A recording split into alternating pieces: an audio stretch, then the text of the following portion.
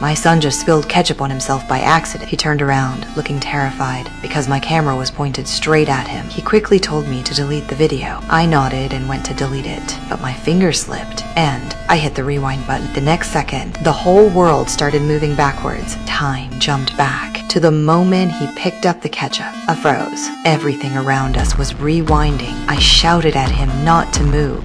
Didn't you just squirt the ketchup on yourself? He had no idea what I was talking about. I tried to remember every detail so I could explain what just happened, but he couldn't remember anything. I forced myself to calm down, told myself maybe I imagined it, but our strange conversation caught the attention of a nearby cop. My heart dropped. I grabbed him and left the restaurant, but the uneasy feeling kept growing. On the highway, he turned on the music and slammed his foot on the gas. I told him to slow down, but he picked up the camera, trying to catch my panicked face. Then the sirens came. He freaked out and pulled over. I told him to stay calm and polite, not to upset the officer. He smiled and rolled down the window, but the man outside was the same cop from the restaurant. I quickly explained we were just heading to college, but his face was full of suspicion. He asked if we had any weapons in the car. I said no right away. Then he asked if we knew why we got pulled over. My son held back his anger and said, "Speeding."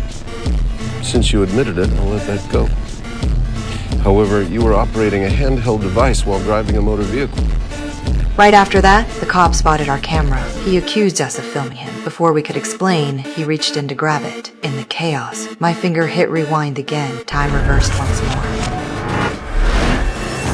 When I opened my eyes, I was back at the moment. My son lifted the camera. He saw my expression and slowly lowered it. I asked him where the cop went, but he looked confused, like nothing had ever happened. My heart sank. I told him to pull over, grabbed the camera, and got out. Right then, the police car caught up again. My son tried to call the officer for help. He thought I needed medical attention, but I panicked even more because the officer who stepped out was the same man, the same face. He didn't even look at us, just told us coldly to get off the highway. My son finally snapped back. He talked back to the officer. Without hesitation, the cop reached for his weapon. I quickly hit rewind again. Time jumped backward. This time, I was back inside the restaurant. I looked around, and there he was, staring straight at us with cold, watchful eyes.